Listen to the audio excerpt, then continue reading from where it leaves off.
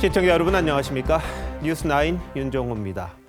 에너지 전면전 양상으로 치닫던 이란 전쟁이 협상 국면으로 급선회했습니다. 미국과 이란은 이르면 이번 주 파키스탄의 수도 이슬라마바드에서 휴전 협상에 나설 거란 전망이 나왔습니다. 도널드 트럼프 미국 대통령은 이란과 15개 쟁점에 합의했고 호르무즈 해협도 공동 관리할 거라고 밝혔습니다. 그런데 정작 이란은 가짜 뉴스라며 협상을 부인했는데요. 어찌된 영문인지 장혁수 기자가 먼저 보도합니다. 트럼프 대통령은 이란과 이틀간 예비 협상을 통해 15개 쟁점에 대해 합의했다고 밝혔습니다. We have had very strong talks. We'll see where they lead. We have major points of agreement. 핵무기 포기와 우라늄 농축 전면 중단, 호르무즈 해협 공동 관리 등 구체적인 내용도 공개했습니다. 특히 합의가 타결되면 농축 우라늄을 미국으로 가져올 거라고 했습니다. They will never have a nuclear weapon. They've agreed to that. Me and the Ayatollah, whoever the Ayatollah is. 외신들은 벤스 부통령과 위트코프 중동 특사, 사위 쿠슈너 등이 이번 주 파키스탄 수도 이슬라마바드에서 이란 측과 마주 앉을 것이라고 전했습니다. 성사된다면 개전 이후 첫 직접 협상이 됩니다. 종전 목표 날짜로 4월 9일을 제시했다는 보도도 나왔습니다. 이란은 가짜뉴스라며 협상 자체를 부인했습니다. رئیس مجلس در واکنش به ادعای دروغ ترامپ تاکید کرد هیچ مذاکره‌ای با آمریکا انجام نشده است. آقای قالیباف در پیامی در فضای مجازی با بیان اینکه مردم ما خواهان تنبیه کامل و پشیمان کننده متجاوزان هستند تصریح کرد. 이란은 다만 우호국들을 통한 미국의 협상 메시지에 원칙적으로 대응했다고 밝혀 간접 논의 가능성은 열어뒀다는 분석입니다. TV조선 장혁수입니다. 트럼프 대통령이 최후 통첩에서 갑자기 대화로 선회한 이유는 뭘까요? 또 이란의 누구와 협상할지도 궁금한데요. 이 부분은 미국 워싱턴 DC에서 백대우 특파원이 보도합니다. 트럼프 대통령은 이란 협상 파트너가 최고 지도자인 모스타바는 아니라면서 누구인지 공개하지는 않았습니다. The people within know who they are. They're very respected. And maybe one of them will be exactly what we're looking for. 미국 언론은 이란 의회 의장을 거론합니다. 1961년생인 갈리바프 의장은 이슬람 혁명 수비대에서 경력을 쌓았고 테헤란 시장을 지낸 보수 강경파로 권력 서열 3위입니다. 다만 갈리바프 의장은 협상을 부인하고 있습니다. و ما هنوز به حساب آمریکایی‌ها و اسرائیلی‌ها خواهیم رسید. 미 언론은 트럼프 대통령이 베네수엘라 마두로 대통령을 축출하고 부통령을 세운 뒤 석유 이권에 관여한 것처럼 되길 희망하고 있다고 분석했습니다. Look at Venezuela, how well that's working out. We are doing so well in Venezuela with oil and with the relationship between the president-elect and us. 트럼프 대통령이 48시간 최후 통첩을 했다가 갑자기 대화로 태세 전환한 것을 두곤 전쟁으로 인한 고유가가 물가 인상으로 이어지면 11월 중간 선거에 불리하기 때문에 출구 전략을 모색한 것이란 분석이 나옵니다. 트럼프 대통령은 매번 치고 빠진다는 의미의 이른바 타코 전략이 이번엔 먹히지 않을 것이란 진단도 있습니다. 이란 강경파가 계속 버티면서 호르무즈 해협을 봉쇄할 경우 그냥 지나칠 수 없기 때문입니다. 미국 워싱턴 DC에서 TV조선 백대우입니다. 미국과 이란의 협상 국면에서 중동으로 향하던 미 해군 상륙함은 현재 인도양 기지에 있는 걸로 전해졌습니다. 이대로면 트럼프 대통령이 제시한 공격 유예 기간 마지막 날인 이번 주 금요일엔 중동에 도착할 수 있습니다.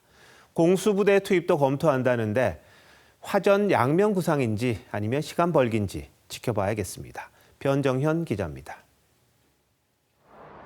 지난주 싱가포르 인근 해협에서 포착됐던 미 해군 상륙함 트리폴리함. 현재 인도양 디에고 가르시아 항구에 정박해 있는 것으로 파악됐습니다. 이대로면 오는 금요일엔 중동에 도착할 것으로 관측됩니다.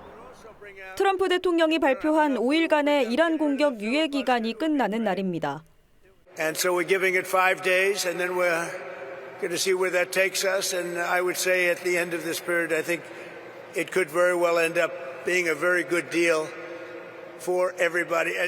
트리폴리함은 30일 해병 원정대 2,200여 명을 태우고 2주 전 일본 오키나와 기지를 출발했습니다. 뉴욕타임스는 이들이 이란 원유 수출의 핵심 거점인 하르그 섬 장악작전에 투입될 가능성이 있다고 보도했습니다. Could U.S. troops go into Kharg Island to secure it? Again, as I said, all options are on the table. 82 공수사단 병력을 추가 투입하는 방안도 검토되고 있는 것으로 전해졌습니다. 82 공수사단은 18시간 안에 세계 어느 전장에도 도착할 수 있는 정예 공수부대로 동원이 결정되면 신속대응군 3,000명이 작전에 합류하게 됩니다. 트럼프 대통령이 마음만 먹으면 병력 수천 명이 즉시 작전에 투입될 수 있는 셈입니다. 여기에 미국 캘리포니아에서 출발한 제11해병 원정대 2,200여 명도 3, 4주 뒤면 중동에 도착할 예정이어서 이번 협상이 시간 벌기용 연막작전 아니냐는 분석도 나옵니다. TV조선 변정현입니다. 이란이 최근 이스라엘의 방공망을 뚫은 신형 미사일을 공개하며 군사력을 과시했습니다. 하지만 4,000km 떨어진 인도양의 미국과 영국 공동기지에 쏜 미사일 정체는 드러내지 않고 있습니다. 나름 이유가 있을 텐데 임서인 기자가 취재했습니다. 붉은 화염을 내뿜는 미사일이 거대한 흙먼지를 일으키며 수직으로 치솟습니다. 이란이 이스라엘 남부와 걸프국 간의 미군 기지 공격에 사용했다며 공개한 신형 미사일 발사 영상입니다. 샤하브 계열의 구형 미사일보다 발사 준비가 더 빠르고 사거리가 2,000km에 이르는 중거리 탄도미사일 가드르 110으로 추정됩니다. 하지만 이란은 현지 시간 20일 약 4,000km 떨어진 인도양 디에고 가르시아 섬에 미영 합동 군사기지로 발사한 미사일의 정체는 공개하지 않았습니다. 만약 이 미사일의 정체라든가 발사 지점이 공개될 경우 지금 미국과 이스라엘의 최우선적인 군사적 타격 목표물이 될 수 있습니다. 이란은 그동안 미사일 사거리를 2,000km로 제한해왔습니다. Look, we do actually have some ability to strike things at considerably longer distances, at least theoretically, than the US or potentially European countries think. 영국 텔레그래프는 80개의 집속탄을 실을 수 있는 20톤급 코람샤르포로 추정했습니다. 2023년 처음 공개된 코람샤르포의 최대 사거리도 2,000km로 알려졌지만 탄두 무게를 줄이는 방식으로 사거리를 늘렸을 것이란 분석이 나옵니다. 우주 발사체 엔진 기술을 군용으로 전환했을 가능성도 제기됩니다. TV조선 임서인입니다.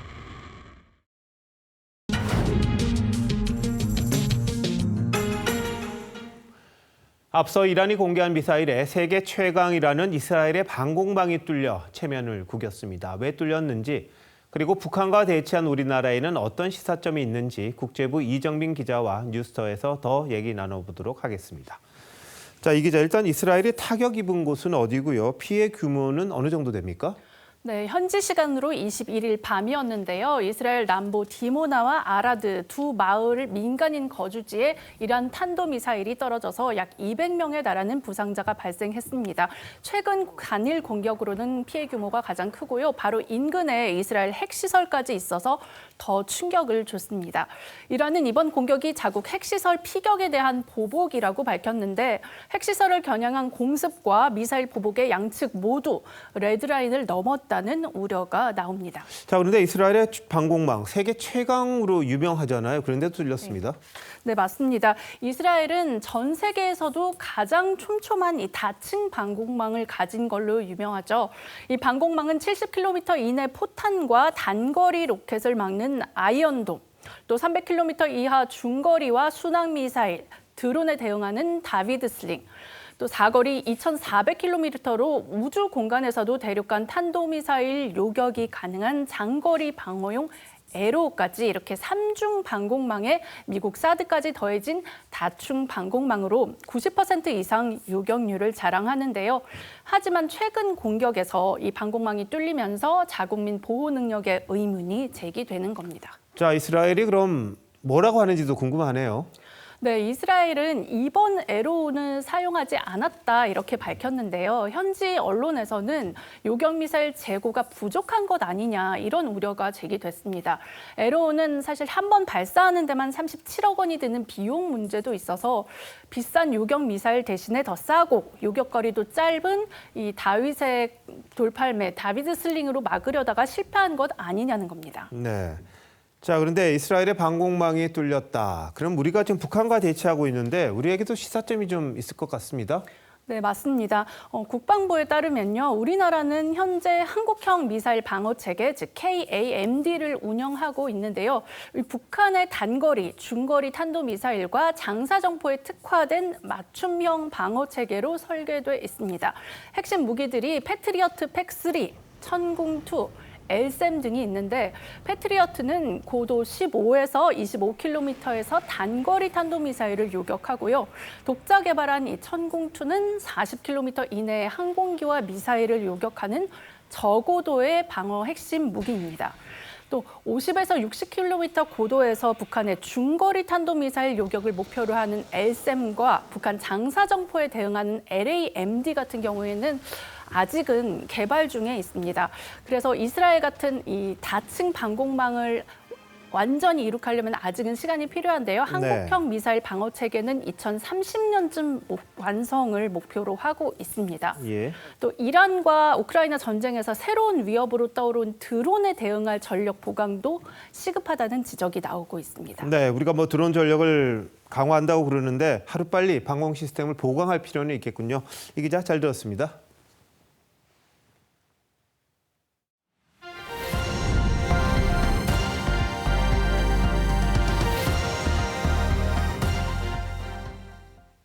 전 세계에서 유일하게 분단된 우리에겐 중동 전쟁의 참상이 먼 나라 얘기로 느껴지지 않습니다. 남과 북을 가리지 않고 봄 기운이 번지고 있는데요. 파주 오두산 통일 전망대에서 바라본 북녘 땅은 왠지 더 멀게만 느껴집니다. 허유아 기자가 다녀왔습니다. 아름다운 임진강 갯벌과 민둥산 아래 평화로운 들판이 손에 닿을 듯합니다. 분주한 농부의 발길과 아이들의 뛰어노는 모습도 또렷이 보입니다. 희뿌연 미세먼지도 이렇게 북녘 땅을 가리지 못합니다. 갯벌을 더하니 남북한은 600m까지 가까워졌습니다. 해빙과 함께 수량이 늘어나 한 달 전보다는 멀어졌지만 남북한이 가장 가까이 마주하는 한 곳입니다. 이곳에서 약 600m 떨어진 북녘에선 주민들이 농사를 짓고 아이들이 뛰어노는 모습까지 보입니다. 핵도 공포도 느껴지지 않는 평화 그 자체가 놀랍기만 합니다. 저희 장인이 개성분이에요. 가까워서 이렇게 보니까 이제 감개무량한데 경치가 너무너무 좋은 거예요. 멋진 풍광과 달리 남북이 적대적이라는 것이 도무지 실감도 나지 않습니다. 탁 트여 있어가지고 너무 보기 좋고 그래도 같은 한국 사람인데 그래도 이렇게 떨어져 있으니까 약간 산천은 유구한데 그 인거리 교류가 없으니까 적막한 것 같습니다. 중동 전쟁의 참상이 우리에겐 더 절실하게 다가오는 이유입니다. TV조선 허유아입니다. 정부가 이란발 에너지 위기에 차량 오부제라는 강도 높은 카드를 꺼내들었습니다. 잠시 뒤 자정부터 공공부문 차량부터 요일별로 운행을 제한하는데 전쟁이 길어지면 민간 차량까지 확대할 수도 있다고 합니다. 에너지 위기로 차량 운행을 제한하는 건 무려 35년 만입니다. 윤누리 기자가 보도합니다. 지난 1991년 이라크의 쿠웨이트 침공으로 시작된 걸프전. 유전시설 파괴로 국제유가가 치솟으면서 전 세계가 에너지 대란에 빠졌습니다. 당시 에너지 위기를 극복하기 위해 꺼낸 카드는 모든 차량의 10부제 운행. 1976년 오일 쇼크 이후 강제적인 첫 운행 제한 조치였습니다. 호르무즈 해협 봉쇄와 유전시설 파괴로 에너지 위기가 심각해지면서 정부가 다시 차량 운행 제한 카드를 꺼내들었습니다. 이번엔 오부제입니다. 주말과 휴일을 제외한 월요일부터 금요일까지 차량 번호 끝자리를 기준으로 2개 번호씩 운행을 제한합니다. 중앙정부와 지방자치단체 등 공공부문 차량부터 적용되는데 전기차와 수소차는 제외됩니다. 민간 차량에 대해선 자율적인 참여를 권고합니다. 경계 단계가 발령되면 그때는 의무 시행을 그때 가서 검토하겠다 그 말이죠. 지금 하는 게 아니고. 전문가들은 민간 부분으로 운행 제한이 확대돼야 에너지 절감 효과가 발생할 거라고 지적합니다. 결국에는 민간으로까지 오부제를 확대하고 공공 부분은 아예 홀짝 억제를 하는 것이 석유가 한 방울도 안 나기 때문에 굉장히 필요한 제도이면서 정부는 국민들의 적극적인 협조를 요청했지만 전면 시행이 시작되면 택배 물류 분야와 운수 등 생계형 차량에 대한 예외 요구와 90만 대까지 늘어난 민간 전기차에 대한 차별 논란 등 적지 않은 혼란도 예상됩니다. TV조선 윤유리입니다. 이재명 대통령이 출퇴근 시간대엔 노인들의 지하철 무료 이용을 제한하는 방안을 연구해보라고 했습니다. 교통 수요를 분산하자는 취지라고는 합니다만 요즘 노인들 중에도 일하는 분들이 많은데 불편하게 들릴 여지가 있어 보입니다.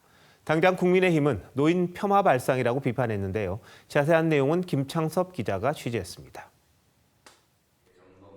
이재명 대통령의 발언은 에너지 절약을 위한 대중교통 이용 장려 방안을 논의하는 과정에서 나왔습니다. 출퇴근 시간 혼잡을 막기 위해 업무 목적이 아닌 노인들의 무료 이용을 제한하는 방안을 연구해보자고 했습니다. 뭐 놀러 가거나 그냥 마실 갈 사람들은 좀 제한하는 걸 한번 연구 한번 해보세요. 근데 구분이 쉽지 않을 것 같긴 해요. 뭐 노인이라도 출퇴근하는 분이 계셔서. 현재 65세 이상 노인들은 지하철 이용이 무료입니다. 어제 박홍근 기획예산처 장관도 적자 누적을 이유로 어르신들의 무임승차 제도 개선 필요성을 언급했습니다. 서울시만 해도 한 해 한 5천억 가량의 손실이 발생하고 엄청난 누적이 지금 되고 있지 않습니까? 사실은 타협을 해야 될 문제가 아닌가라고 보고 있습니다. 국민의힘은 노인을 교통 혼잡의 원인으로 모는 노인 폄하 발언이라고 비판했습니다. 이동 목적에 따라 선별적으로 무료 혜택을 제한하는 건 헌법에 명시된 평등권과 이동의 자유를 침해할 수 있다는 겁니다. 노인을 사회적 부담으로 바라보는 시각을 공식화한 것이며 세대 간 갈등을 부추기는 위험한 발상입니다. 박형준 부산시장도 노인을 짐짝 취급하는 노인 폄하나 다름없다고 지적했습니다. 다만 과거 국민의힘 내에서도 지자체 적자를 이유로 무임승차 연령 상향이나 일부 이용 제한 필요성 등이 논의된 바 있습니다. TV조선 김창섭입니다. 공수처가 재판 거래 의혹을 받는 현직 판사와 변호사에 대해 청구했던 구속영장을 법원이 모두 기각했습니다. 공수처는 수사하는 데는 지장이 없다는데 공수처가 청구한 영장이 자주 기각되다 보니 수사 역량에 대한 지적이 나옵니다. 조윤정 기자가 보도합니다.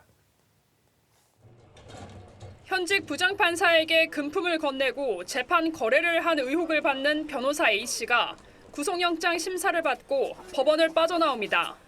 파기나 감형 대가로 보면 되는 겁니까? 인정하지 않고 있습니다.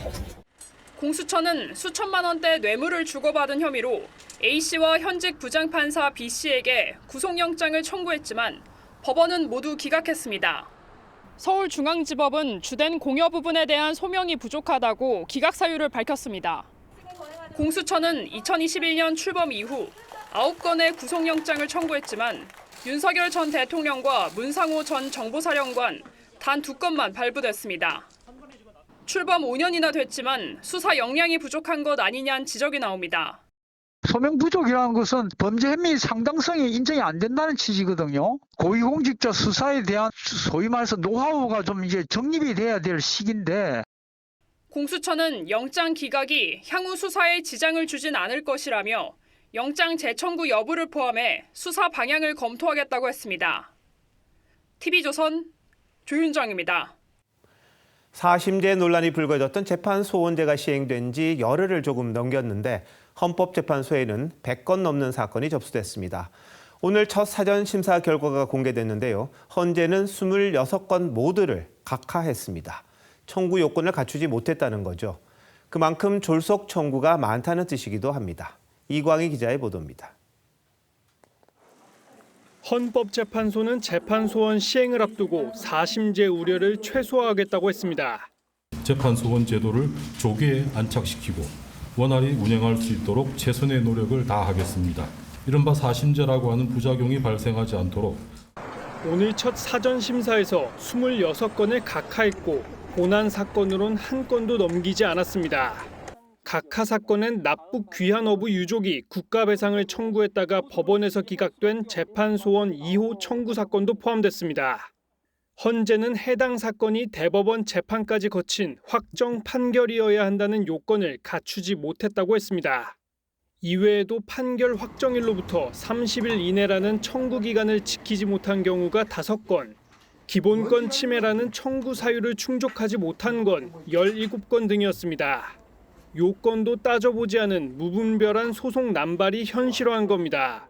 지금 요건도 안 갖췄는데도 그냥 내고 보자라고 하는 잘못된 사인을 주는 게 아닌가. 부작용에 대한 고려나 뭐 이런 대비책 없이 시행을 해버리니까 이런 거는 당분간 계속 될 것 같아요. 어제까지 접수된 153건 중 127건은 아직 사전 심사를 마치지 못했습니다. TV조선 유광입니다. 민주당 전재수 의원의 지인이 통일교 측이 구입한 명품 시계 수리를 맡긴 것으로 합동수사본부가 파악하면서 이 시계 가격이 이번 사건의 핵심 쟁점이 되고 있습니다. 뇌물죄의 경우 3천만 원 이상의 금품을 받으면 공소시효가 10년으로 늘어나는데 전 의원의 명운도 여기 달렸다고 합니다. 무슨 얘기인지 조유진 기자가 설명합니다. 지난주 합수본에 출석한 민주당 전재수 의원은 통일교 금품 수수 의혹을 부인했습니다. 결백하기 때문에 지난 3달이 넘는 시간 동안 고단한 시간을 견뎌낼 수 있었습니다. 하지만 합수본은 전 의원의 지인이 통일교가 구입한 까르띠에 시계 수리를 맡긴 정황을 확인했습니다. 합수본은 통일교 측이 해당 시계를 전 의원에게 건넸을 가능성을 의심하고 있습니다. 앞서 경찰은 전 의원에게 2018년쯤 통일교 측으로부터 현금 2천만 원과 1천만 원 상당의 명품 시계를 받은 혐의를 적용했습니다. 관건은 대가성 입증과 더불어 시계 가격입니다. 뇌물죄의 경우 수수 금액이 3천만 원 이상이면 공소시효가 10년, 미만이면 7년입니다. 시계 가격이 1천만 원 이상인 걸 입증하면 합수본은 공소시효 압박에서 벗어날 수 있는 겁니다. 합수본은 공소시효보다 사실관계 파악이 우선이라고 밝혔습니다. 전 의원 측은 시계 수리를 맡긴 인물은 통일교 측과 친분이 있는 사람이라며 전 의원과는 전혀 상관없는 일이라고 했습니다. TV조선 조유진입니다. 줄곧 부동산을 겨냥해 글을 써왔던 이재명 대통령이 이번에는 처음으로 보유세를 소재로 삼았습니다. 외국과 한국의 보유세를 비교한 기사를 소개한 건데 결국 보유세 카드를 꺼내는 것 아니냐는 해석이 나왔습니다. 하지만 청와대는 일단 선을 그었습니다. 최지원 기자입니다. 이재명 대통령이 SNS에 선진국의 도시별 보유세 현황을 소개한 언론 기사를 첨부하며 저도 궁금했다는 글을 남겼습니다. 뉴욕은 1% 안팎, 도쿄 1.7%, 상하이 0.6%로 서울의 보유세 실효세율 0.15%보다 높다는 내용입니다. 강남 60억 원 아파트에 뉴욕 수준의 보유세가 부과될 경우 세금이 4배가량 올라가게 됩니다. 보유세 인상 가능성을 시사한 거 아니냐는 해석이 나오는 가운데 이 대통령은 국무회의에서도 부동산 투기 차단을 위해 세금과 금융, 규제 전반에 걸친 대책을 마련하라고 주문했습니다. 세제든 금융이든 규제든 다들 준비하고 계실 텐데 여하튼 엄정하게 그리고 촘촘하게 0.1%의 물샐 틈도 없게. 앞서 김용범 청와대 정책실장도 뉴욕과 런던, 도쿄, 상하이의 보유세를 연구 중이라고 밝힌 바 있습니다. 다만 각 도시별로 부동산 가격 산정 기준이 다르고 다양한 세금 감면 제도가 있어 단순히 명목상 보유세율만 비교해서는 안 된다는 지적도 있습니다. 이딴 보유세 언급이 압박용이란 해석도 있습니다. 오는 5월 9일 다주택자 양도세 중과 유예 종료 이후 매물 잠김 현상이 생길 가능성에 대비해 선제적으로 강경 발언을 내놓는 거란 겁니다. 부동산은 심리전에 가까운데 보니까 욕망과 그다음에 정의라고 하는 게 부딪혀서 결국 욕망이 지금까지 이겨왔죠. 다만 청와대는 초고가 아파트 등에 대한 보유세는 가장 최종적으로 검토할 정책이란 기조에 변함이 없다고 밝혔습니다. TV조선 최지원입니다. 서울 강북권 아파트의 전세 매물이 빠르게 줄어들면서 전세값이 치솟고 있습니다. 심지어 입주 매물이 쏟아지고 있는 송파구의 전세값을 웃도는 현상까지 벌어졌습니다. 송병철 기자입니다. 2,000세대가 넘는 서울 성북구의 한 대단지 아파트입니다. 최근 이 아파트 전용 면적 84제곱미터형의 전세가 10억 5천만 원에 계약됐습니다. 불과 석 달 만에 2억 원 넘게 뛴 겁니다. 현재 이 단지의 매매 물건은 26건에 달하지만 전세는 단 6건에 불과해 호가가 11억 원대까지 치솟았습니다. 아무래도 실거주를 하다 보니까 매물들이 전세 물건들이 나와야 되는 시점에 새로운 전세 매물이 나올 건데기가 없으니까. 실제로 성북구 아파트 전세 매물은 1년 전 1,300여 건에서 최근 120여 건으로 90% 넘게 급감했습니다. 서울 자치구 중 가장 가파른 감소세입니다. 실거주 의무 강화와 입주 물량 감소가 겹친 영향입니다. 전세 수요는 지속적으로 있는 반면에 공급이 받쳐주지 않기 때문에 올 하반기에도 전세 가격 상승과 물량 부족은 계속 이어질 수밖에 없죠. 반면 강남권인 송파구 잠실 일대는 대단지 신규 입주가 잇따르면서 전세값도 빠지고 있습니다. 지난달 초 전세값 12억 원 선을 지켰던 송파구의 한 아파트는 최근 전세 호가가 9억 5천만 원대까지 떨어졌습니다. 강북 전세값이 송파구 대장단지와 맞먹거나 오히려 넘어서는 기현상이 벌어진 겁니다. 전월세난이 심해지면서 계약 갱신권을 써서 살던 집에서 눌러앉는 세입자 비율도 절반을 넘어섰습니다. TV조선 송병철입니다. 보신 것처럼 전월세난이 심각해지면서 가장 큰 타격을 받은 건 바로 청년층입니다. 직장이나 학교 때문에 서울로 왔지만 아무리 돈을 아껴봐도 집을 구하기가 버겁습니다. 이들의 막막한 현실을 이유경 기자가 들어봤습니다. 부산에서 서울로 올라온 지 5년째인 31살 직장인 이평강 씨. 지하철역에서 버스를 타고 15분 거리인 빌라에서 월세 50만 원에 살고 있습니다. 교통이라든가 채광 이런 것들을 좀 포기하고 있고 어두운 골목에 위치한 빌라고 1층이다 보니까 사실 안전과 관련된 것도 좀.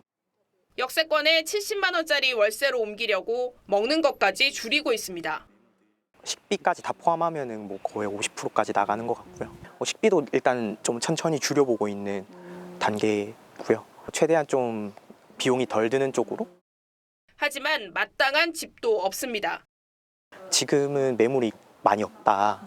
있는 매물도 금방금방 나간다. 똑같이 채광 없고 되게 좁은 이런 원룸 보여주시고 이러니까 이게 지금 아직까지도 내가 현실성이 없는 건가?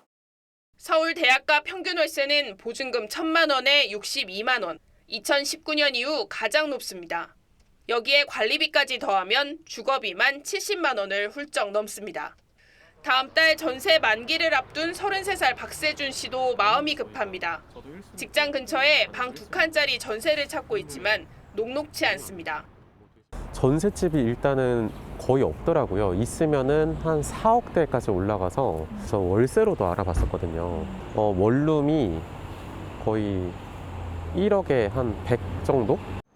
결국 서울살이를 포기할까 고민 중입니다. 혼자 벌고 접근까지 하기에는 힘들어서 뭐 가능하다면 주말에 투자까지 이렇게까지 어려울 줄은 몰랐어요. 저희가 뭐 아무래도 처음 집을 구하다 보니까 차라리 조금 더 멀리 나가는 방법을 생각을 해야 되나. 내 집 마련은커녕 몸둘 방 한 칸을 위해 청년들은 오늘도 사투를 벌이고 있습니다. TV조선 이유경입니다. 74명의 사상자가 발생한 대전 공장 화재 소식입니다. 예고된 인재였단 정황이 계속 나오고 있습니다. 이 공장에는 이번 화재처럼 기름때 화재로 소방차가 6번이나 출동했었습니다. 이렇게 위험 신호가 반복됐지만 공장은 달라지지 않았습니다. 이승훈 기자입니다. 3년 전 6월 밤 9시 48분 야간 근무가 한창이던 대전 안전공업 옥상에서 굉음과 함께 불길이 솟구쳤습니다. 공장 안 기름 먼지를 빨아들이는 집진기에서 시작된 불이었습니다. 17분 만에 꺼진 이 불은 74명의 사상자를 낸 참사의 마지막 경고였습니다. 공기 중 기름을 빨아들이는 집진기 안 찌꺼기가 원인이었습니다. 최근 15년 새 같은 원인으로 소방차가 출동한 것만 6차례입니다. 출동했던 소방당국은 시설 교체와 냉각 설비 개선을 권고했지만 공장은 요지부동이었습니다. 직원들은 매년 2차례 진행된 안전 점검도 신용에 가까웠다고 했습니다. 화재 주 원인인 기름때는 조사 항목에서조차 빠져 있었습니다.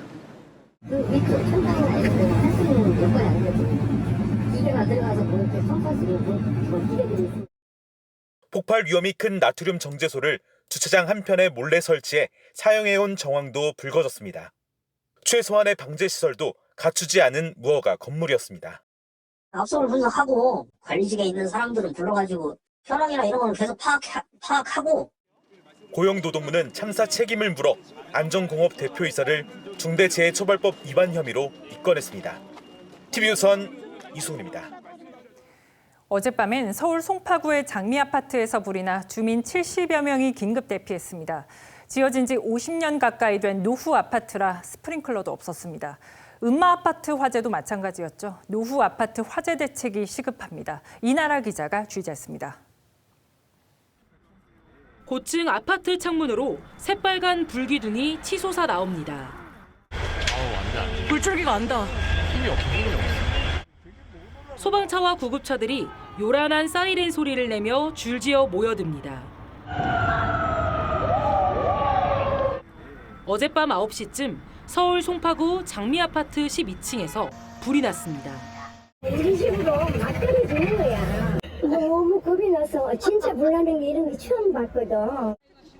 불은 약 1시간 만에 꺼졌고 인명피해도 없었지만 주민 70여 명이 급히 대피했습니다. 불이 난 12층 세대는 창문이 모두 깨졌고 복도에는 소화전 호스가 나뒹굴고 있습니다. 1979년 준공된 이 아파트는 스프링클러도 없고 이중주차로 소방차 진입도 어려웠습니다.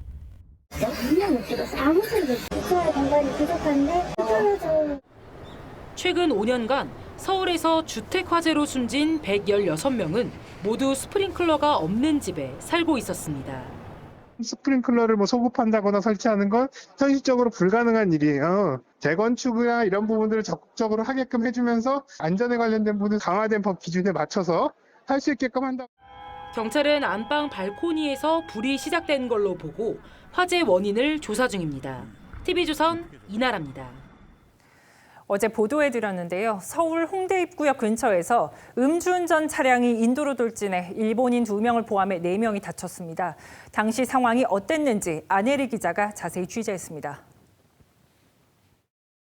평일 퇴근 시간 홍대 입구역 횡단보도 쪽 인도가. 신호를 기다리는 시민들과 퇴근길 인파로 붐빕니다. 그 순간 흰색 SUV 차량 한 대가 중앙선을 넘어 횡단보도 쪽으로 달려오더니 그대로 인도로 돌진해 행인을 덮칩니다. 주변 시민들은 깜짝 놀라 황급히 몸을 피합니다. 어제 저녁 7시 10분쯤 서울 마포구 홍대 입구역 4번 출구 인근에서 인도 돌진 사고가 일어났습니다. 차 우회전할 때 끼 소리 나는 것처럼 그렇게 막 돌다가 이 사고로 일본인 여성 2명을 포함해 행인 4명이 다쳤습니다. 이 가운데 일본인 여성 1명은 차량에 깔리면서 다리를 심하게 다쳐 병원으로 이송됐습니다.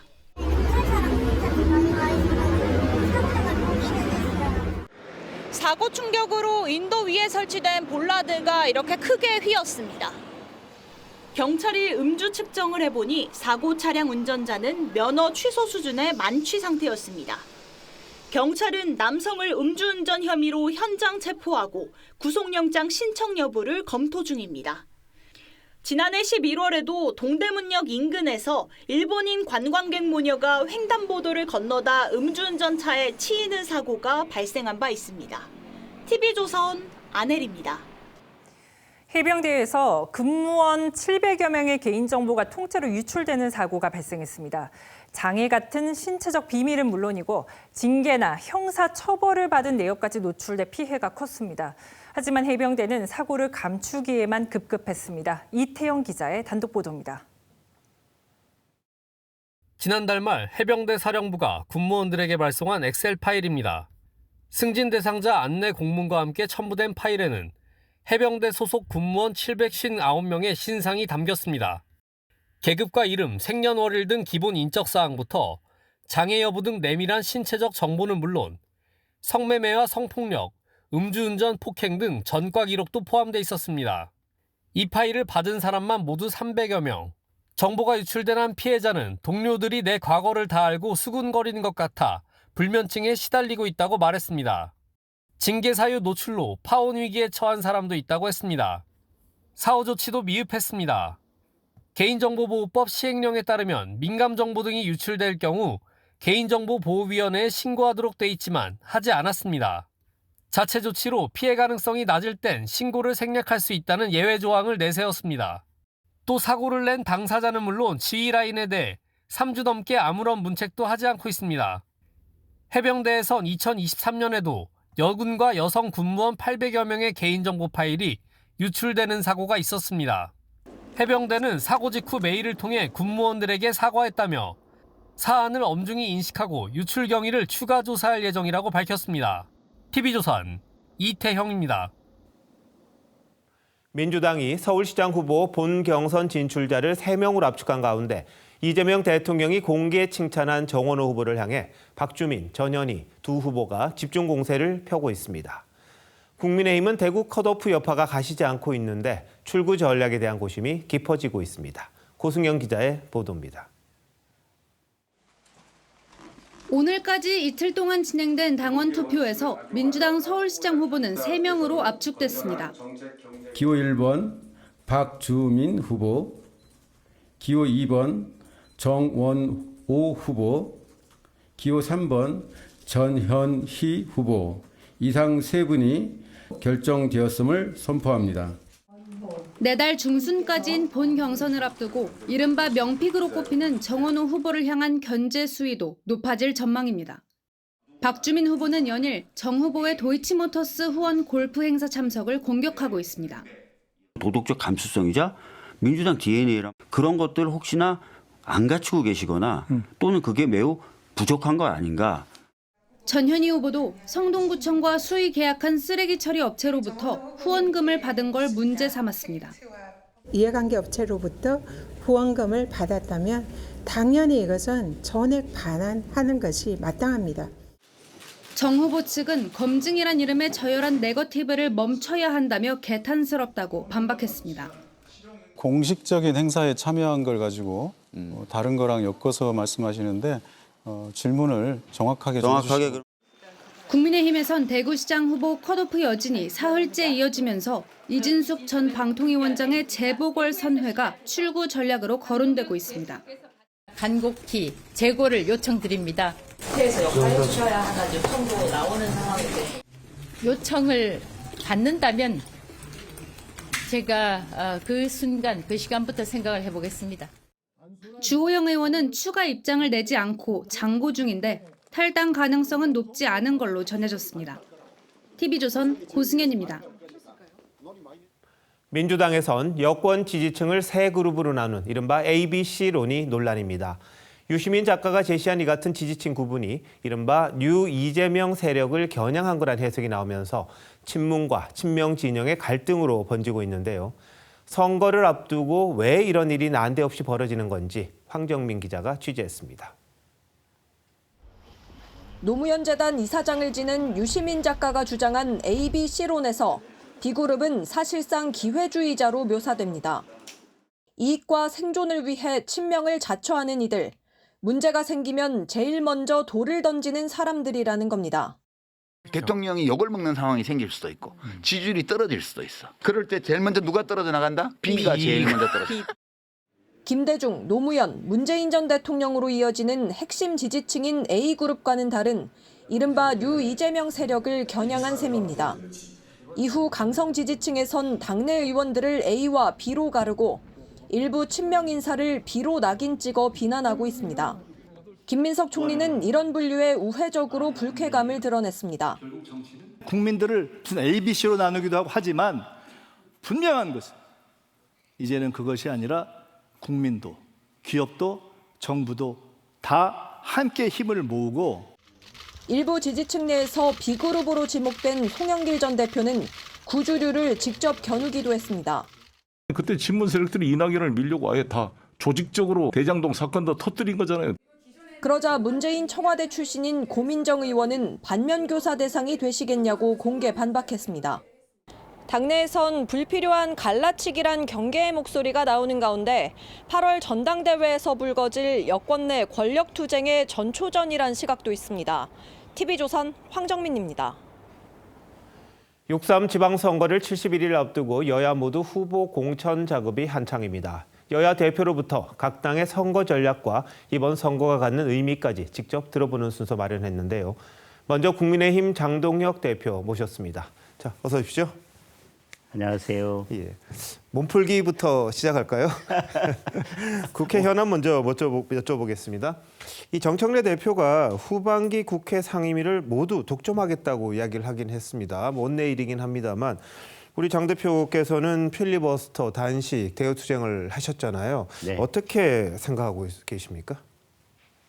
지난번에 이미 더불어민주당에서는 네. 상임위를 전부 독식했던 적이 있습니다. 예. 그런데 그것이 혹독한 국민적 심판에 직면했고 결국은 나중에는 그걸 저희한테 다시 돌려줬던 적이 있습니다. 네. 이번에도 만약에 그렇게 된다면 더불어민주당은 엄혹한 국민의 심판을 받게 될 거라고 생각합니다. 그런데 어떤 측면에서 말이죠. 이 여당이 이렇게 밀어붙일 수 있는 건 야당에 대한 믿음이 좀 부족한 것 아니냐, 국민들이. 이런 이야기가 나옵니다. 결국은 지지율 문제인데요. 대표님 취임 이후에 지지율이 그다지 좋지가 않습니다. 이 근본 원인은 뭐라고 보십니까? 정권 초기이고 대통령의 지지율이 받쳐주고 있는 것이 그 원인 중에 하나라고 생각합니다. 물론 저희들이 부족하고 더 국민의 삶 속으로 들어가야 되는 부분도 있겠지만 결국 정권 초기인데다가 여당의 지지율은 결국 대통령의 지지율과 연동돼 있고 또 그것이 결국은 야당의 지지율에도 영향을 미치는 점도 있다고 생각을 합니다. 네. 자, 이제 내부 문제 한번 짚어보도록 하겠습니다. 107명 전원 명의로 전륜 결의문 이걸 채택을 했습니다. 윤석열 정부 정책에 대해 사과도 하시고 실제로 이 움직임도 보이셨는데 다만 추가적인 변화, 혁신적인 모습 이건 좀 부족하다 이런 지적이 있는데 그건 어떻게 보세요? 여러 노력들을 하고 있지만 혁신, 변화, 그 속도와 강도에 대해서는 느끼시는 것들이 다 다르실 거라고 생각합니다. 부족한 부분들은 앞으로 더 채워나가겠지만 결국 국민의 힘이 나아가야 될 변화와 혁신의 방향은 국민의 삶을 더 잘 살피는 것이고 변화의 방향 또한 국민의 삶을 더 잘 살피는 것이라고 생각합니다. 네. 자, 그런데 지금 지방선거가 목전에 와 있잖아요. 2018년 때의 이 참패의 기억을 떠올리시는 분도 있습니다. 그 분위기가 어떻게 반영이 되냐 하면 빨간 옷 못 입겠다. 흰색 옷 입고 선거운동 하겠다. 이런 사람들도 있는데 반정카드 준비 중이십니까? 여러 고민들을 하고 있습니다. 그리고 선거를 잘 치러내기 위해서 여러 아이디어들을 모으고 있습니다. 그런데 우선 중요한 것은 손자병법에 그런 말이 있습니다. 선승구전. 전투에 나가서 어떻게든 이기려 하는 것보다 전투에 나가기 전에 이길 수 있는 준비를 하고 싸워야 된다는 말입니다. 저는 패배의식에 젖는 것보다 이길 수 있다, 승리할 수 있다라는 마음 자세를 갖는 것부터가 선승의 조건 중에 하나라고 생각합니다. 네, 마음가짐 중요한 부분이긴 합니다. 근데 뭔가 구체적인 모습이 좀 보여야 되는 것 아니냐 이런 이야기가 나올 수 있어요. 근데 뭐 오세훈 서울시장 같은 경우에 혁신 선대위 요구했는데 대표님은 이기는 선대위를 말씀하셨습니다. 구체적인 보관이 있으신 건가요? 어떻게 이기시려는 건가요? 저는 혁신 선대위와 제가 말씀드린 이기는 선대위가 크게 다르지 않다고 생각합니다. 결국은 혁신 선대위도 어떻게든 선거에 이길 수 있도록 선대위를 잘 꾸려보자라고 하는 이야기로 돌아갈 것입니다. 제가 말씀드린 이기는 선대위도 결국은 선거 전략을 잘 짜고 국민 속으로 들어가서 확장을 해서 결국 승리할 수 있는 선대위 구성을 말씀드린 것이기 때문에 저는 두 가지가 크게 다르지 않다고 생각을 하고 지금 선대위를 준비하고 있습니다. 통상 지금까지 선거에 있어서는 후보가 확정이 되면 곧바로 선대위를 띄워왔었습니다. 저희들도 어느 정도 후보가 후보 공천이 마무리되면 선대위를 띄울 수 있도록 준비하겠습니다. 네, 말씀 잘 들었는데요. 근데 지방선거에서 어느 정도를 얻으시면 승리했다 이렇게 말씀하실 수 있을까요? 그 승리의 기준은 다 다를 거라고 생각합니다. 이전에 저희 국민의힘에서 탄핵 이후에 치러진 선거에서 두 곳을 저희들이 승리를 했었습니다. 지금도 같은 상황이고 정권 초기입니다. 여러 가지 좋지 않은 어려운 상황이기 때문에 어떤 기준을 가지고 승리했다라고 한마디로 말씀드리긴 어렵겠지만 다른 언론에서도 제가 한번 말씀드렸던 것처럼 결국은 가장 격전지로 예상되는 서울과 부산 승리가 결국은 이 정도면 어려운 상황 속에서도 선거를 잘 치러냈다라고 평가받을 수 있는 기준이 아닐까 싶습니다. 그 말씀이 가장 중요한 부분인 것 같기도 합니다. 그런데 일부에서는 말이죠. 지금 지방선거가 중요한 게 아니다. 장동혁에겐. 그 이후 또 다른 당권을 노린다. 이런 얘기가 나옵니다. 사람에게는 본인이 관심 있는 것만 보일 것입니다. 지금 그렇게 말씀하시는 분들의 머릿속에 전당대회, 지방선거 이후에 전당대회가 머릿속에 있기 때문에 자꾸 그런 쪽으로 관심이 가는 게 아닌가 싶습니다. 저는 지금 모든 당력과 모든 힘을 6월 3일로 모아야 된다고 생각합니다. 일부의 마음이 6월 4일로 가 있다면 저는 그 자체가 벌써 지방선거를 지방선거 승리에 대한 의지가 없는 것이라고 저는 생각합니다. 뭐 선거가 있으면 누구 손이라도 잡는다 그러잖아요. 근데 지금 보면은 좀 뺄셈의 정치가 있다 이런 지적도 있습니다. 다만 시간은 있거든요. 어떻게 연대할 수 있는 당이라든지 개인이라든지 이런 부분은 염두에 두고 계신 게 있습니까? 선거에 이기기 위해서 여러 고민들을 해야 될 것이고 연대도 그중 하나일 것입니다.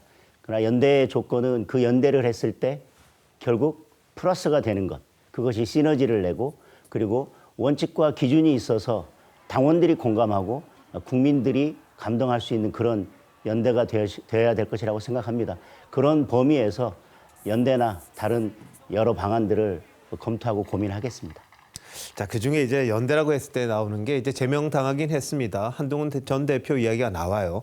이게 어떻게 보면 당내 징계에서 비롯된 부분 아닙니까? 근데 통합을 위해서 혹시 이런 부분에 대한 대사면이라든지 그런 걸 구상하고 계시지는 않습니까?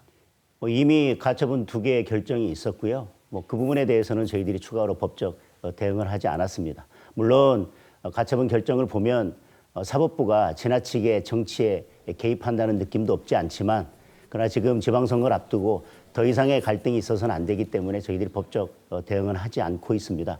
그 외에 지방선거가 마칠 때까지 더 이상 윤리위원회에서 추가적인 징계를 하지 말도록 제가 요청을 했고 윤리위에서도 그렇게 하겠다고 호응을 한 상태입니다. 사실상의 뭐 그런 조치라고 봐도 되겠죠? 지금까지 그런 조치를 해왔습니다. 예. 자, 그리고 마지막으로요. 우리 시청자분들께 이번 지방선거를 앞두고 야당으로서의 이 절절한 호소를 하신다면 어떻게 말씀하시겠습니까? 지금 민주당에 의해서 검찰이 파괴됐고 사법 질서도 파괴되고 있습니다. 민주주의와 헌정 질서 전체가 파괴되고 있다고 해도 과언이 아닙니다. 그런데 국민들께 정말 죄송합니다. 이 모든 것이 국민의힘이 부족했기 때문에 비롯된 일입니다. 저희들에게 정권을 맡겨주셨지만 저희들이 정권을 제대로 지켜내지 못했기 때문에 그래서 사법 리스크에 직면하고 있는 한 사람에게 모든 권력이 갔기 때문에 지금 이 상황이 초래되었습니다. 권력이 한 사람에게 모이면 그 피해는 오롯이 국민에게로 돌아갑니다. 이번 지방선거에서 저희들이 승리할 수 있도록 그래서 권력의 균형을 이룰 수 있도록 국민들께서 국민의힘을 다시 한 번만 선택을 해 주십시오. 저희들이 처절하게 반성하고 변하겠습니다. 반성하고 변할 수 있도록 국민의힘에게 마지막 힘을 한 번 더 주십시오. 네, 장 대표님 오늘 말씀 잘 들었습니다. 고맙습니다. 민주당 정청래 대표께도 인터뷰 요청을 드렸습니다. 답변이 오면 스튜디오에 모셔서 얘기 듣도록 하겠습니다.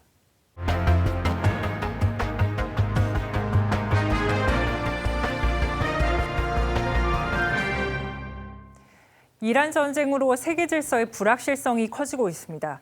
이번 TV조선 국제포럼에선 이런 정세 속에서 대한민국이 어떤 길을 가야 할지 논의하는 자리가 마련됐습니다. 전문가들이 어떤 해법을 제시했을지 박한솔 기자가 보도합니다. 격변하는 국제 정세 속 대한민국의 생존 전략이 논의됐습니다. 외교안보와 경제, 지방행정 분야 전문가들이 제10회 TV조선 국제포럼에 모였습니다. 김성식 국민경제자문회의 부의장은 대외 협상력과 전략적 자율성을 함께 키워야 한다고 강조했습니다. 미국과의 동맹을 강화하면서도 미국이 배제하기 어려운 전략적 위치를 확보하는 것. 기조연설에 나선 앤 크루거 스탠퍼드대 명예석좌 교수는 미국의 재정 적자가 더 큰 위험을 부를 수 있다고 진단했습니다. 그러면서 유연한 통화 재정 정책이 필요하다고 밝혔습니다. An important issue is flexibility of the economy. Changing ways in which the economy can respond to changes is important. CPTPP 가입과 공급망 다변화가 필요하다는 제언도 나왔습니다. 안보 분야에선 한미동맹을 유지하되 한국의 군사력과 외교력을 함께 키워야 한다는 지적이 이어졌습니다. 작전권을 우리가 가져오면은 미국보다도 한국이 직접 중국하고 교신들을 함으로 해서 오히려 한중 간의 마찰을 줄일 수 있는. 경제와 안보를 넘어 대한민국의 경쟁력을 지역에서 찾아야 한다는 목소리도 나왔습니다. 지방 행정 통합의 성공을 위해서는 행정만이 아니라 일자리와 지역 경제, 민간과 시민사회의 통합이 함께 가야 한다는 겁니다. 정부, 경제, 기업, 그리고 시민사회 전체의 어떤 집단적인 지혜가 오랫동안 충분히 발휘될 때 거점 도시와 주변 도시의 연결, 청년의 지방 정착, 공무원 역량 강화도 대한민국의 과제로 제시됐습니다. TV조선 박한솔입니다.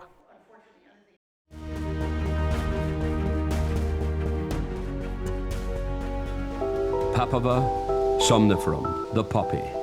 The Sumerians referred to a plant they called Purgil, the plant of joy.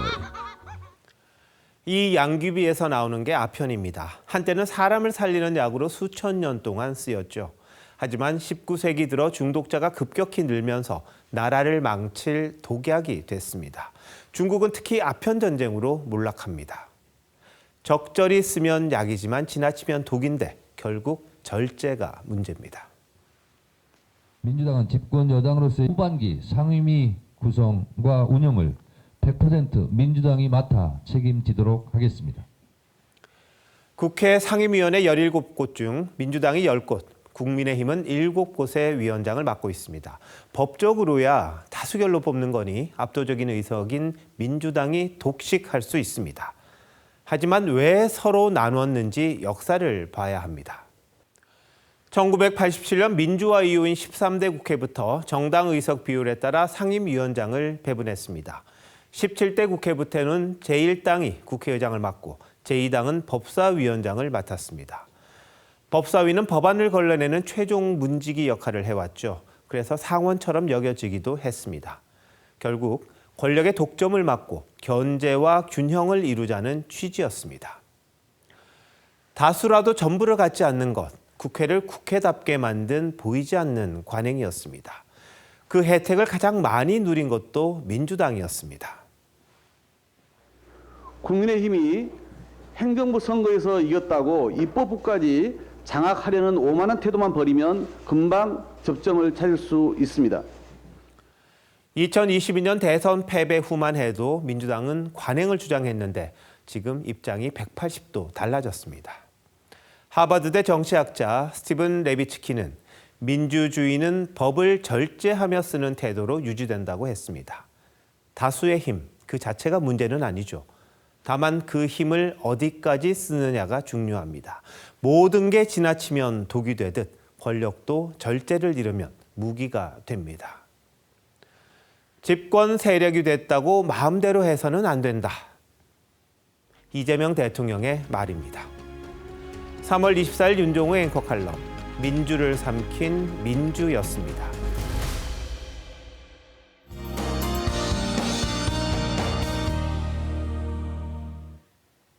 날이 한결 더 포근해졌습니다. 노란 개나리도 활짝 피어나 봄을 알리고 있는데요. 건조특보는 나날이 확대되고 있습니다. 중부지방과 경북을 중심으로 대기가 매우 건조합니다. 건조한 날씨 속 내일 대부분 지역의 초미세먼지 농도 나쁨 수준으로 공기질도 탁하겠습니다. 봄을 맞아 바깥에서 활동하신다면 불씨 관리와 호흡기 건강 관리 모두 잘해주셔야겠습니다. 오늘 밤부터 전남과 경남, 제주도에 비가 조금 내리겠고요. 내일 낮에 대부분 그치겠습니다. 내일 수도권과 강원을 제외한 그 밖의 전국이 대체로 흐리겠습니다. 내일 아침 기온 서울과 전주 9도로 오늘보다 조금 높게 출발하고요.